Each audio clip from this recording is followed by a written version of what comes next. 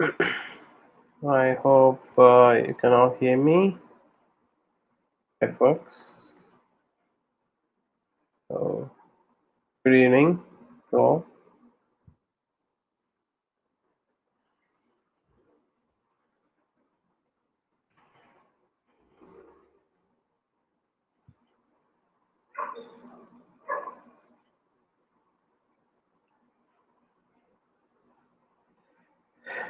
So, probably you can see all the letters. Yes. Good evening, Kirti. Just wait 1 minute while others are all just entering in. Kirti. Just wait 1 minute while others are all just entering in.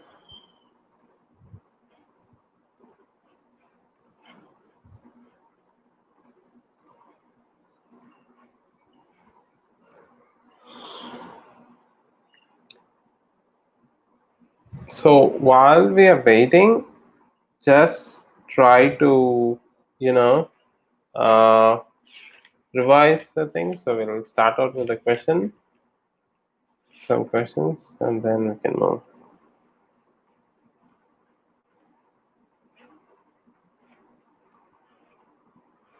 Okay. So try answering these questions with those questions which are on the screen. Uh, when did the Augustan age start, and when did the Augustan age end? And who can you consider as a graveyard poet in Augustan age? And who wrote the biography of Johnson? All that.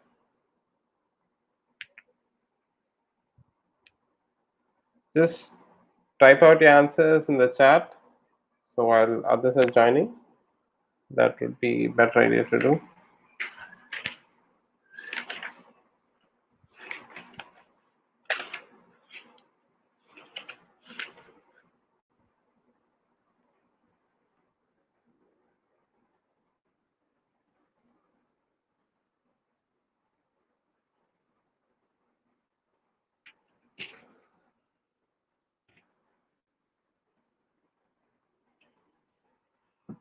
Okay.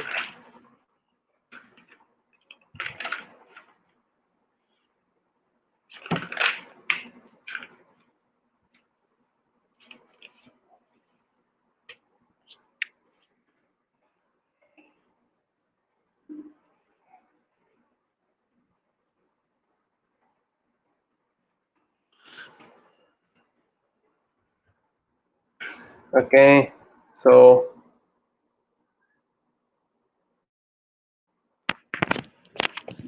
until others come, just try to figure out the answers for all these questions.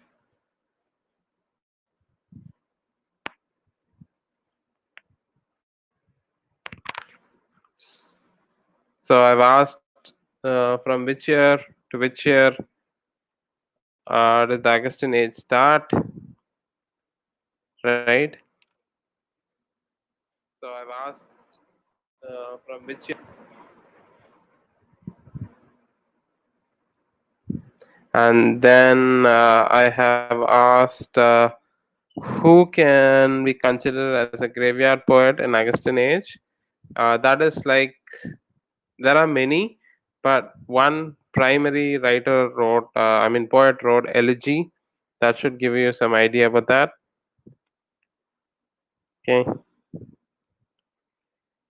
Then, when was the Essay of Man published? And Ode to Liberty, who wrote that?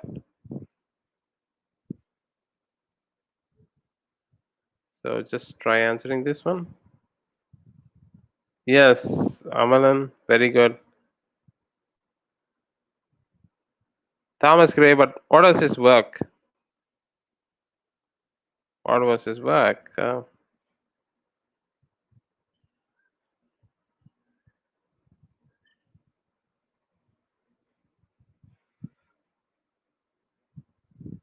Yes, 1718. Uh, if I can get the work, and then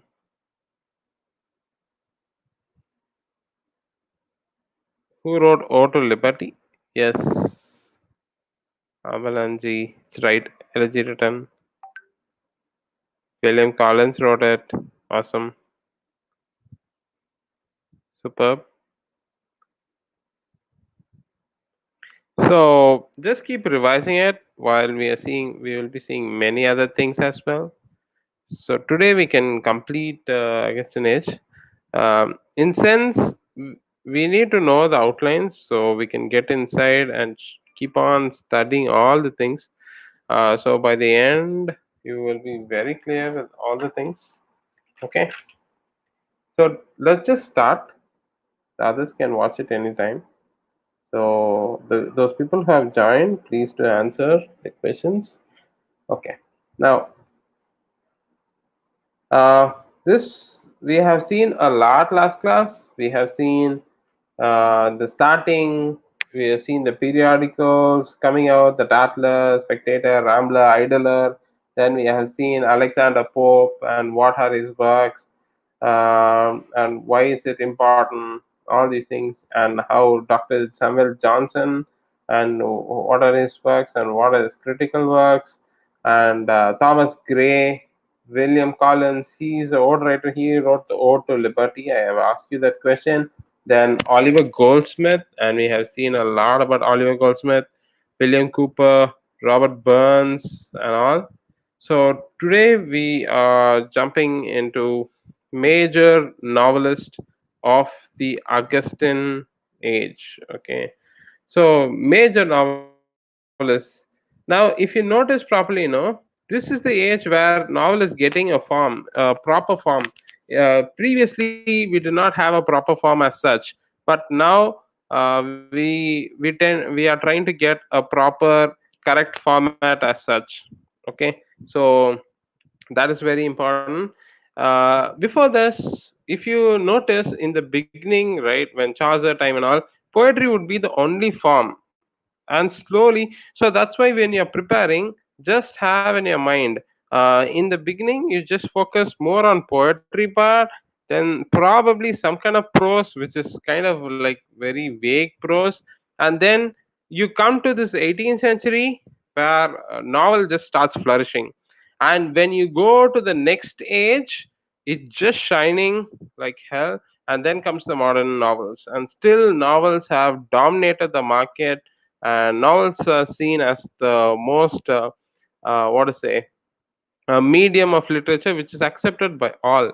Now it's very rare to see poetry. Perhaps you don't see poets at the same level like you had seen Milton or Shakespeare. We don't have any of them now, right? Nowadays it's probably Instagram poets who write 4 lines, and that's how it has changed. The things have changed. We are just quote makers now. We don't write serious poetry anymore, but that also will be considered poetry in some days. So that is the thing. So major novelists, the first one is Jonathan Swift. So that is 1667 to 1740, 1745 he was there. Now whenever you talk about Swift, you have to remember one thing. He's like, it's me telling it, okay, there's no like proofs for that. I think he's one of the greatest satirists ever lived. Probably there were more, but he's well known satirist ever, and he wrote some amazing works satirizing people. Okay, so he's if you see his life, he was uh, kind of a rector, preacher, something like that. And then he was poor. His uncle looked after him, but after a certain point, his uncle couldn't, so he just went to England. He's Irish, by the way. So from Ireland, he moved to England and he settled there. And he started collaborating with other people, especially the club. Okay, I will be mentioning this club. There are many people in this club. It's called Skiril Bleras. okay, literary club. This club is like one of the just like in modern times you have the Inkling Club, which combines Tolkien and which combines the great C.S. Lewis and all these guys. The Scribblers Literary Club, their point was to find out bad poetry, okay, and bad prose, and when they will mock at it, look at this guy writing. So they were just kind of a funny kind of critics. It's just like a movie reviewers now in YouTube. They will just watch a movie and just keep talking. That's the same kind of thing these guys were doing. So Swift was one of those persons. He was in this club, okay. So his major contributions to the literary side would be satires, but one work probably the general public will not know his other works, but one work stood the test of time, and that is obviously the Gulliver's Travel. Okay, so Gulliver's Travel, you might have seen the movie and all.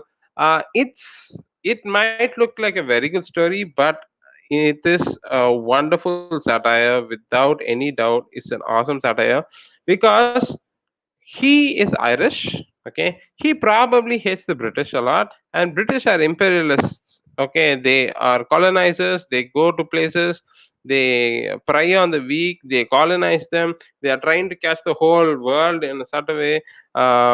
And Swift writes about it beautifully in a children's story. That's Gulliver Travel. Gulliver Travel is basically reality as such. For example, first travel, there are four parts of the book, right? So you should know all these things. Remember the names. They have been asking those names again and again and again. So the first part is Lilliput. Lilliput is where Gulliver is a giant, and all these are like ant-sized, small humans who are trying to capture him, right? So in one place the British is such a great force, and all the other colonized people are seen like that, okay, and they are trying to fight this giant, which is almost impossible in certain sense. So that, in a satirical way, it's Lilliput. And whereas Gulliver's Travel 2 is Brobdingnag, is just the opposite happening.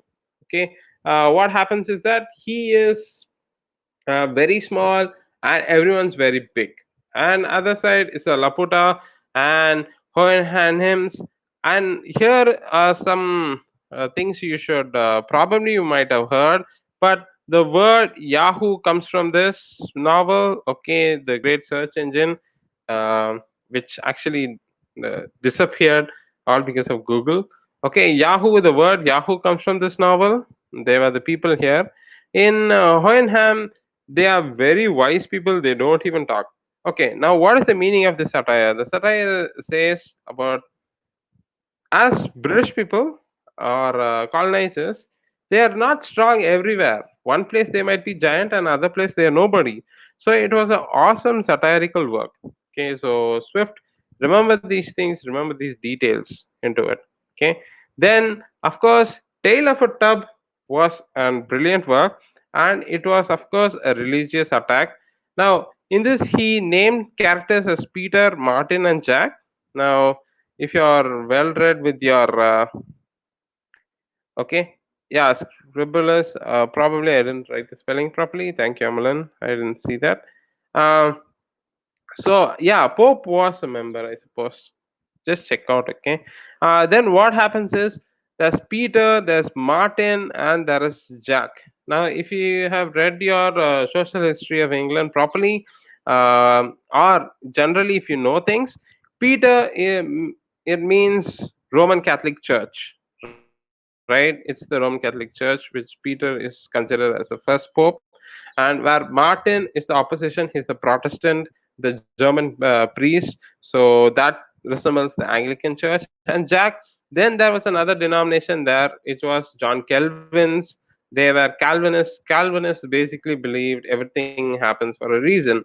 Such kind of doctrinal differences they had. So he used his characters as Peter, Martin, and Jack, and what problems they had. So that was Tale of Tup. Okay.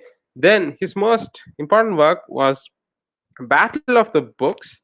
The Battle of the Books, basically, it's about old ideas and new ideas. Okay, where some people were arguing old ideas are great, and some people were arguing no, the new ideas are only great, and that is very very important. In this, you should realize there is a person called Sir William Temple. Okay, so William Temple, basically, he is for old books, and the others are all for the new books. So remember the names, and the ideas are fighting, and that is the battle of the books. Okay, if you know these things, that would suffice, but know how to match them. Okay, uh, and if you have to go through all the stories, it would be impossible. But I would appreciate if you go and read what is it all about, so you can get a context about it. While I touch the main things, you just go and do kind of connecting to it. It will stay with your memory. So Swift, he was a satirist. He belonged to this literary club where all the other members were there. Their part was to satirize, to write about things, and he wrote Gulliver's Travel, Tale of a Tub, Battle of the Books. So remember this. Okay, then now we are going to. He also wrote a wonderful other work, A Modest Proposal. Okay, Modest Proposal was another important work that he wrote. So remember that work. Fine. Uh, okay, sorry.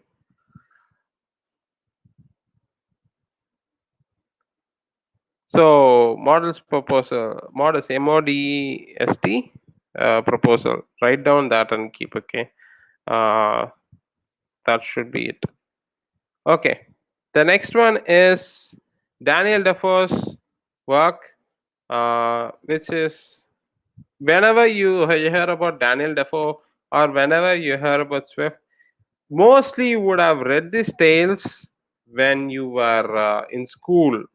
Okay, they were considered as children novels, but they had a deeper history that we really don't know sometimes. So Daniel Defoe's 1666 to 1731, that was Daniel Defoe's work.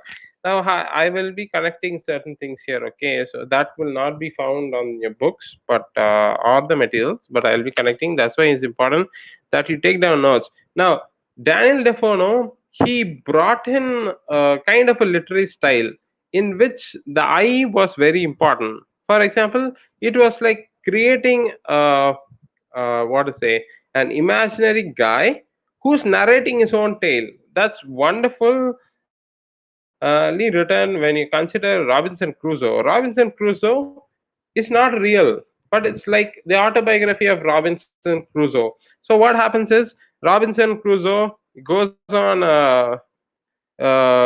goes on a ship, and what happens is suddenly the ship is wrecked and he is put on an island. If you had seen the movie Castaway, you might get a context about it. Okay, if you see the movie Castaway, you'll understand.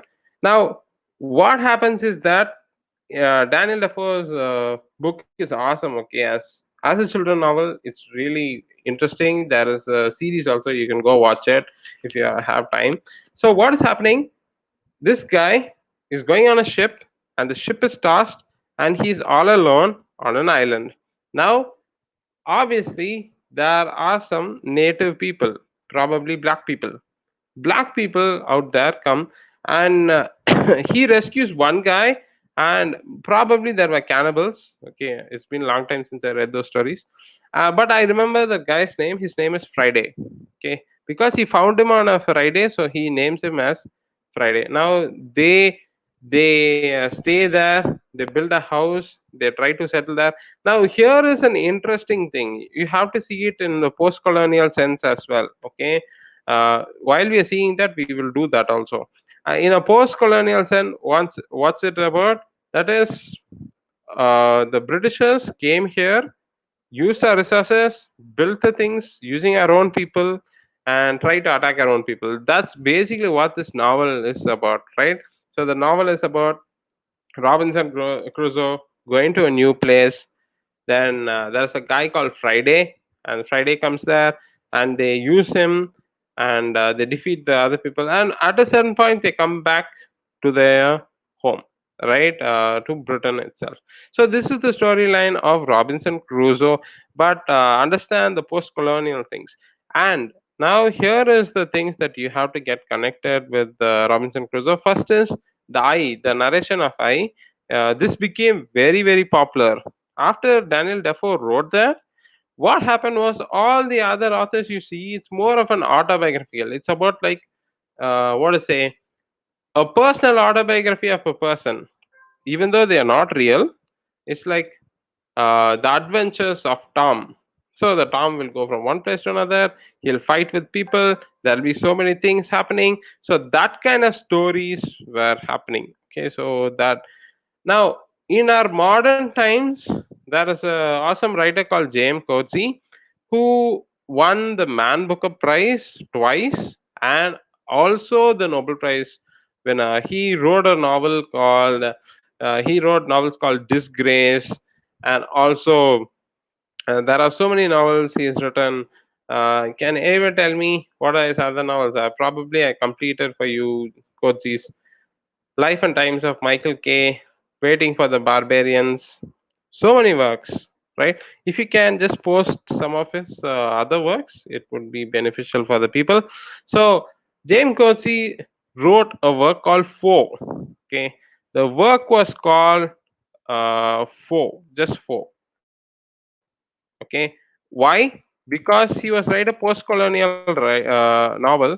In this novel, there's a women involved. Okay, he used the same story, but he just inserted a lady who's looking at Robinson Crusoe Friday's life. She is also shipwrecked, and she talks about the story back. Okay, she tells like how these people were there. So this is called metafiction, novel inside a novel. There's already a novel, I write about it inside, or it's like Blind Assassin by Margaret Atwood, all these things. So write down this in. Coetzee wrote Foe, and that would be useful for you guys. Okay, then he wrote another wonderful work called Captain Singleton. Okay, his other work was Captain Singleton, and this was during the year. Uh, Sorry, I haven't mentioned you the years, so please take note of the years. 1719 is Robinson Crusoe. Crusoe, Crusoe, that is the spelling. And Captain Singleton is 1720. Okay. 1720 is Captain Singleton. And Moll Flanders, his another famous work is Moll Flanders. Moll Flanders is 1720. Now, all these novels, no, have kind of a similar plot. Those days, it was always like a girl who is having some kind of problem, the sexual frustration. She can't live. She goes into prostitution. All these stories were very popular, I suppose. If you see all the other writers, Samuel Richardson and Fielding, all these guys, there is a kind of a plot line which is repeating again and again and again. Okay, so Mal Flanders. So he wrote some amazing works. Remember, J.M. Coetzee is a different writer. He's not a work. Okay, he wrote four. I'm just trying to connect it. So he wrote Robinson Crusoe, Captain Singleton, Mal Flanders, Roxana, all these works. But these are pretty much it for connecting. Okay, so why did he write lot of cruise novels? That is novels which deal with water, because he was spending most of his time in the shipyard, or he was a sailor. So this is it. So in America too, there was a guy. He wrote an amazing novel, Herman Melville.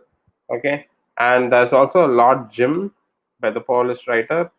Okay, so all these things try to connect it. So this one we have seen too.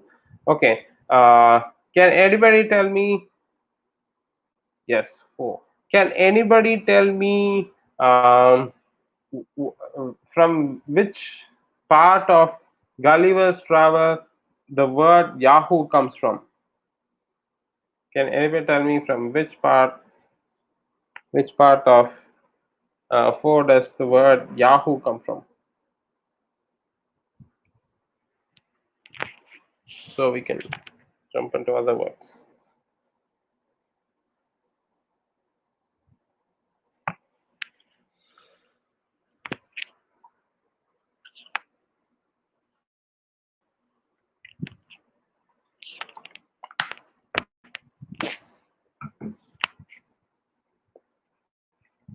Yes, part 3. Thank you, Mr. Amalan. That's Broadenag, I suppose. Or Laputa. Broadenag is second one, right?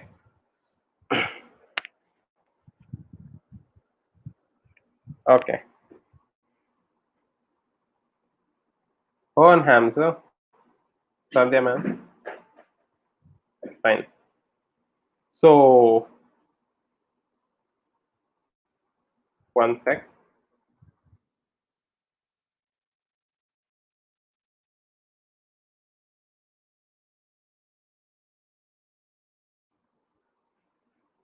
Yes, Hohenheimens is the correct answer. Okay, Sandhya ma'am, good, keep it up. So next, let's just talk about Samuel Richardson. All these guys are important writers. So Swift, Defoe, Samuel Richardson. Samuel Richardson, it was from 1689 to 1761. So this is the year he was, and now all these novels, right, are trying to get a proper form. Okay, they're coming to a proper form, and you'll be surprised that the first forms are like mostly letter. Even when we go to the next age, you can see Jane Austen's probably a lot of letters. Okay, only then it becomes proper. So Samuel Richardson's proper novel format has come. Now novels first came as epistolary, that is, they are letter format, epistles, right? They are letters. So you can see lot of letter format. That is, one character will write, another character will write, one character will write, other character. So the entire story revolves like letters, and they move forward. Okay, this is not feasible plot line, but those days they were writing like this. And then comes Pamela. Pamela is a very wonderful novel. It's 1740, and Virtue Rewarded is one of the best works by Samuel Richardson. And if you don't know the storyline, it's pretty simple. Okay, so it narrates the story of 15-year-old Pamela Andrews. Okay, Pamela Andrews, who is a servant at the estate. So what happens is, this is why I was telling all these stories about kind of harassment, sexual things. So in the story, basically, the girl is harassed. Somebody is trying to get to her, trying to have her. But why the name Virtue Rewarded is that Mr. B is the Master B. Sorry, Master B is trying to do all kinds of drunkenness, acting to try to get Pamela. But then at a certain point, he realizes nothing is going to work. So he really starts courtship, proper courtship. He goes, approaches her. He really starts loving her, and then they both are, even though she's like a worker kind of thing, and the virtue is rewarded. That's the storyline. Now you can see a pattern here, almost in all the novels. For example, the next novel is Clarissa, which was published in 1748. Okay, 1748. Clarissa was published. It was published in 7 volumes. Okay, it was published in 7 volumes, by the way. Okay, so just make a note of these things. So 7 volumes. The protagonist of the novel is Clarissa. Okay, she is also seduced by someone called Richard Lovelace, and then what happens? Lovelace is tricking her. She goes with him to London, but what happens here? Harassment happens, right? Having been, she's ruined. Her life is ruined. He eventually rapes an unconscious Clarissa. Now you can see all these guys trying to get a girl. There's some kind of problem, but the girl comes out strong. So this is a very old plot lines, I suppose. The novel is a celebration of virtue and morality. Okay, so that should get you an understanding. So Clarissa, Pamela, kind of Samuel Richardson's strength was this, and mostly they were letters. So remember these stories. Okay, even if you don't know completely, in a certain way, you should be able to, what to say, at least try to guess these things. Okay, so that is what we are trying to do. Uh, so, and by the way, as we are going to the next one, Lawrence Stern, let me just ask you a short question. Okay, uh, which are the days? I mean, on which particular days was the Spectator published? Okay, just try to answer that so we can go to Lawrence Stern's work. The Spectator, what was the frequency of publishing it? Can you tell me?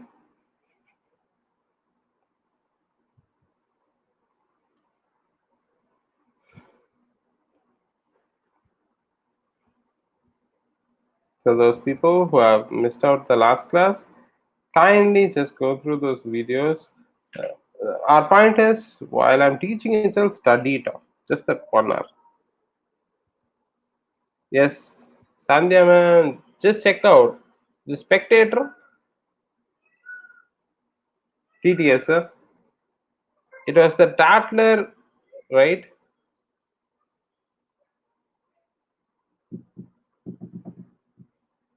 So one thing was daily published and one thing was not.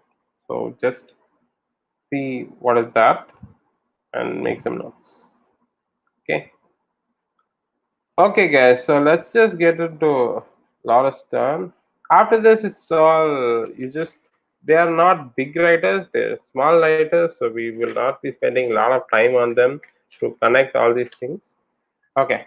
Tristram Shandy, whole life of the guy. Okay, it's like one of the longest novels there is. Tristram Shandy. You should remember Tristram Shandy, Laura Stern. Okay, it was from 17. He lived. Stern lived from 1713 to 1768, and he wrote a lot of works, but which became very popular was Tristram Shandy's work.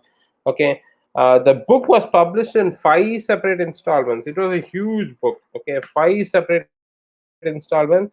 Then it's supposed to be an autobiography of this guy. And also, you should remember one thing. This book was highly experimental. The book was experimental as such. Okay.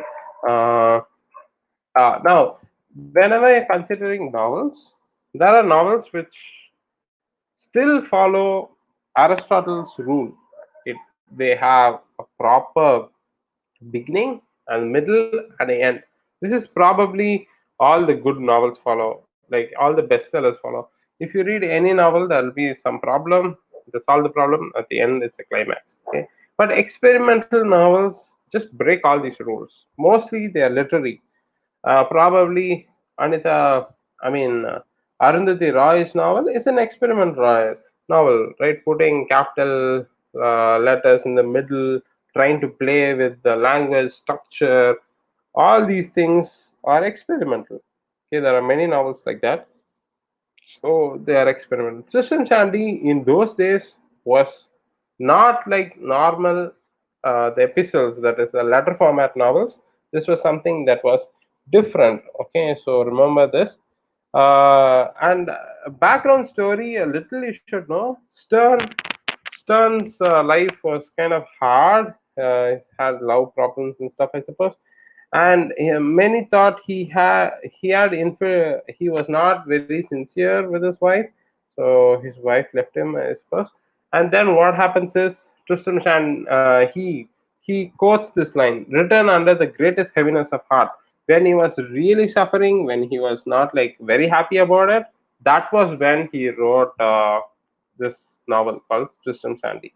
So you can see kind of his own reflection in the novel. Okay, so that should give us a sense of how depressing that should be. Next, now somebody wrote Pamela, right? Who wrote Pamela? If you can tell me. Yes, it was daily, guys. Thank you. Probably there are 5 second delays. That's not a problem. Okay, who wrote Pamela? We just saw that, right?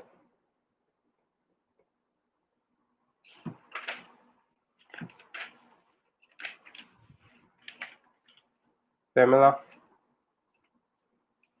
Pamela.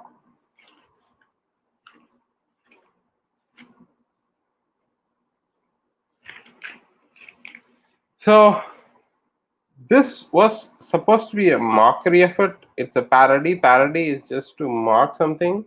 Okay, so that was the intent of this. Samuel Richardson, very good.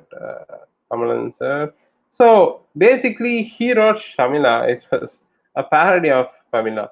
So Henry Fielding thought, look, guys, let me just mock these fellows. And then he wrote this. But his major work is History of Tom Jones. Now, as I already mentioned, right, these guys seem to be writing a lot of imaginary histories, right? They're always imaginary histories, and the I factor is there. The narration is the first person narration. Now, if you have noticed properly, all these names, I mean, all the novel names are basically character names, right? You have Pamela, you have Clarissa, we have Tom Jones, you have Shamila. They're all character names. Now, where do you think this idea comes from? Whenever you write about such things, basically it's what Shakespeare was doing. If you see Shakespeare dramas everywhere, so you can see Much Ado About Nothing, Comedy of Errors. Comedies and all don't have character names. But when you talk about tragedies, when you talk about, for example, you talk about Hamlet, Macbeth, Julius Caesar, Antony Cleopatra, you find names. So that should give us kind of an idea why names are used. Whenever there are names, that's probably because they are tragical in nature, kind of tragic. Okay, this is a kind of an idea you should follow. This can be going further. Why? Because if you notice properly, the Romans, for example, the Oedipus Rex work is considered one of the greatest tragedies ever written, and there too you find his name. Okay, you don't find some story about guy and mom kind of relationship. It's a name, so you understand, right? So all these characters keep moving. So History of Tom Jones is one of those most important novels that ever came out during this time, and Henry Fielding wrote that. And following that, we have Amelia. Amelia is also a character. Okay, now what happens is these are all experimental in certain ways. Okay, and I noticed something here too. History of Adventures of Joseph Andrews is the full name of the work. Okay, the full name is the history. Now here is it, it's a picturesque novel. Okay, and it's written in the manner of Cervantes. Cervantes, you should remember him always. Okay, Cervantes is the one who wrote Don Quixote, and it's one of the great novels. Okay, Miguel Cervantes, Don Quixote. Okay, this novel influenced a lot of novels, right? Even recently, this inspired a novel by Salman Rushdie. Okay, so you can connect it. Salman Rushdie's latest novel, just now last year it came. I'm not sure about the spelling. Just check about the spelling. Quixote, I suppose. This is based on Cervantes' Don Quixote novel. Okay, there are many novels which is based on this novel. So, History of Tom Jones was also based on this one. Okay, now Don Quixote is very simple. It's funny, it's elegant, it's brilliant. That is, he's a guy who thinks of himself as a knight, and he goes, he imagines things, and he fights against windmills, thinking it's all great dragons, trying to save a girl. Okay, but they are not all real. He's just living in an imaginary world. Okay, he has a sidekick who is always with him, and he's it's not real, but he thinks he's a knight in shining armor trying to save people. Okay, so this novel had a great impact on all modern novels. Okay, then comes Amelia. Okay, so this is a worthy note you can make about it. Okay, next is Toby Small. You can go and read the stories. I don't have time to connect to the stories, so we're just going to go along with the back. Next is Toby Smallett, 1721.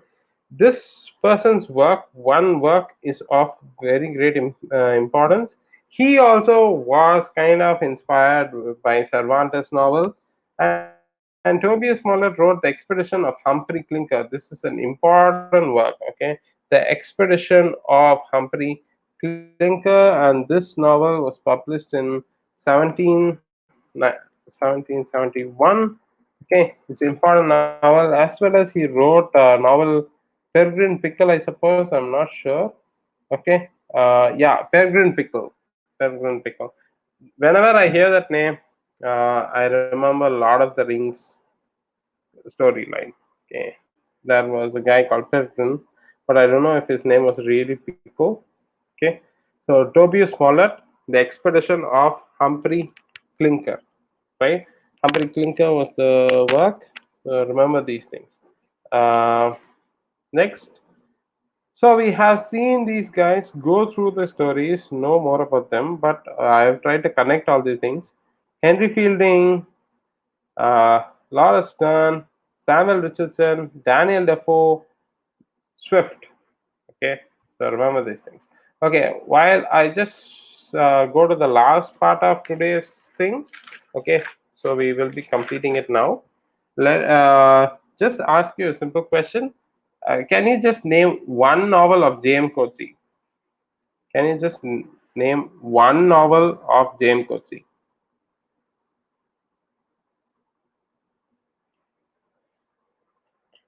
Just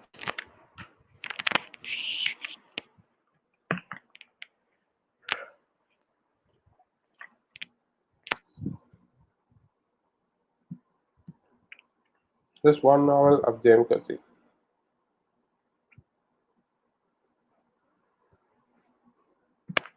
If you can, we'll go to the last part of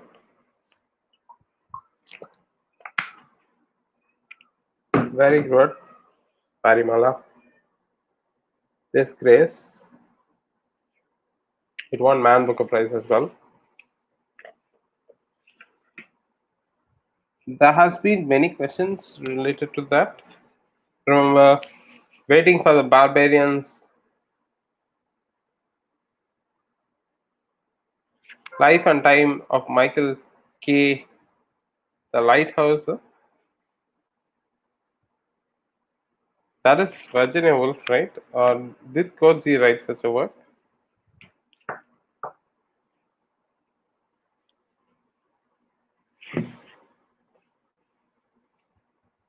Okay, so this is the last part, and today we'll be done. Okay, and next class we'll start with my favorite ones, the romantic dudes. They're the best. Yes, very good. Life and Types of Michael K. As I already mentioned. Okay, let's just jump into the last one. Prose writers of the age. We had already seen this is the age of periodicals. Okay, so the first work was Joseph Addison, 1672, 1719. Joseph Addison, they were great writers as such, right? So he wrote a work. He wrote a periodical called The Spectator, and there are lots of works. They wrote lots and lots of works. Okay, probably you can see, I will send you all the notes. I'm adding it. Okay, so you can see those. So he wrote a work called To Mr. Dryden. uh, then of course his major contribution was to Spectator, and we already know Spectator was published daily, so they had to write almost every day.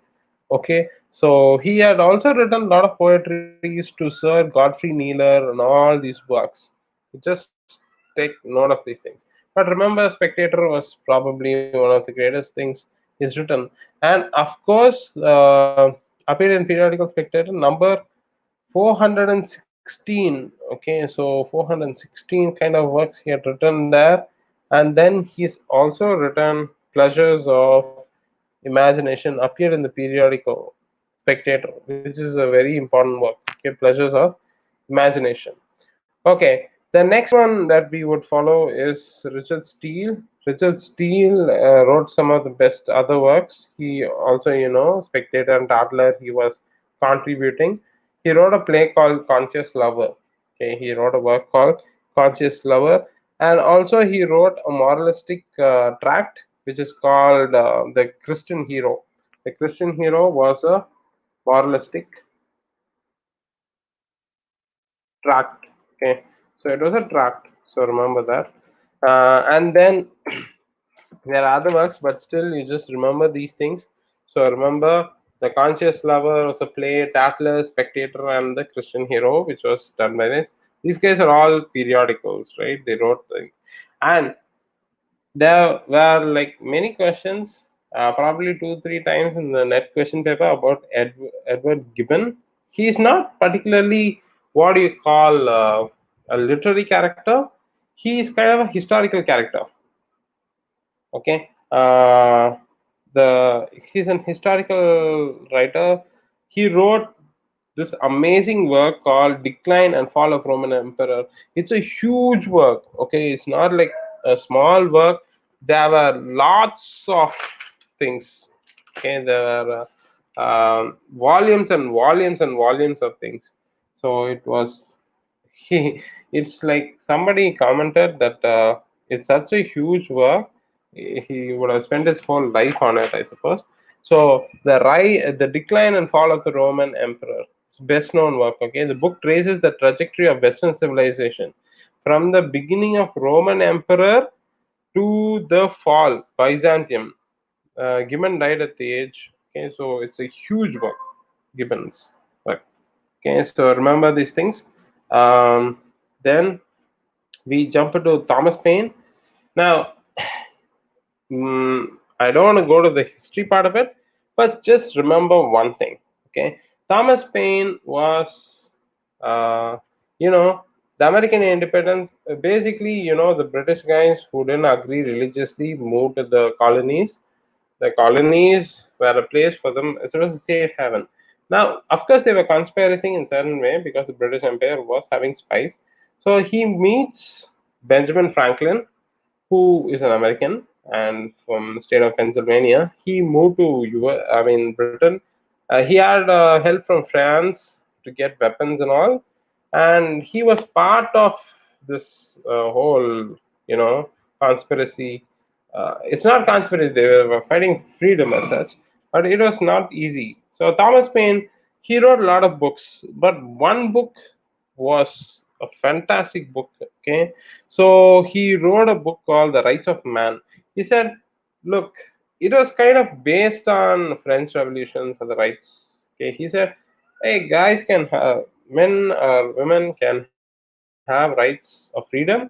They can worship whoever they want to, and we should fight for this right. Nobody has the right to control us, kind of thing. So this became a great inspiring work. Actually, it was push to the independence movement. Okay, so we will not talk about that fully, but just remember what are the backgrounds. And of course, the Age of Reason. He wrote another work called Age of Reason. The Age of Reason. Now that makes sense. Augustan Age or Alexander Pope Age, or it's called the Age of Reason. And Thomas Paine wrote a work called Age of Reason as well. Okay, it was in 1794. So that should be a proper thing. And Rights of Man, this came around the year 1791. Okay, so this we could say it kind of helped with American independence. This was Age of Reason was about true religion, which is true religion. But this time he was considered as an atheist and he was punished for it because he was against organized religion as such. Okay, so Thomas Paine. Now these guys are all kind of historians, philosophers. They are not kind of. We can't put them completely as a literary person. But just remember. And finally, of course, the father of economics, Adam Smith. Without him, this age would not be over. There are minor writers, there are 3 4 writers that we'll put it in the list for you guys. Adam Smith, 1723 to 1790. If you don't know about him, then you don't know economics, and that is, he was the father of economics. He wrote awesome work called Wealth of Nations. Okay, Wealth of Nations. This is actually a primary text till this date. Okay, it explains how governments work and how economics as such. It's not like the old times, but still the idea is the same. Okay, it's a wonderful work, Wealth of Nations, by Adam Smith. The work you have to remember, and he is also considered the father of economics as such. So we have seen all these guys. Okay, and now my idea is to give you an outline. So once we go through the question papers in our private classes, you will be able to answer most of them, and we'll be able to collect everything. This is a wonderful strategy. As I said, this is the 80-20 rule. 20 things you study where we get 80% of the results. We don't need to do everything in set. It's just totally waste of time. We have to be smart and all these things. Okay, let me ask you 2-3 questions, and let me just complete this topic. Okay, so who wrote the work Clarissa? Who wrote the work Clarissa? We can answer that. Who wrote the work Clarissa?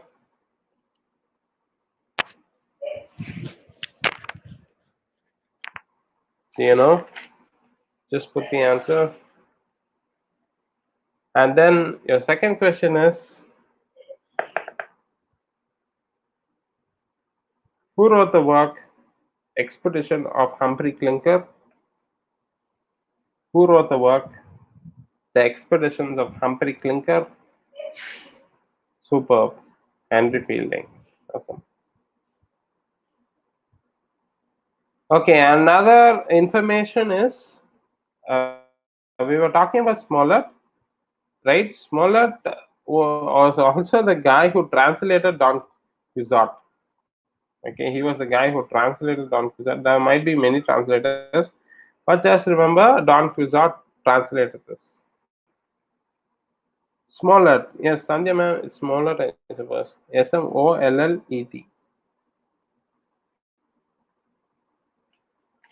Okay, Smollett. And finally,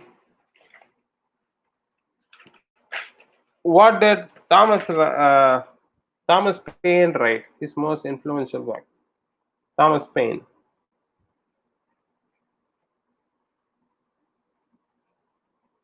What did Thomas Paine write?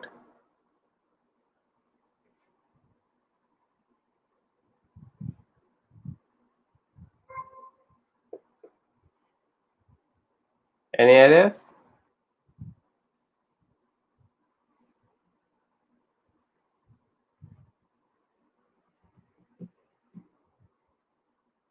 Guys? If that is done, and we are done with that. Thomas Paine's major work.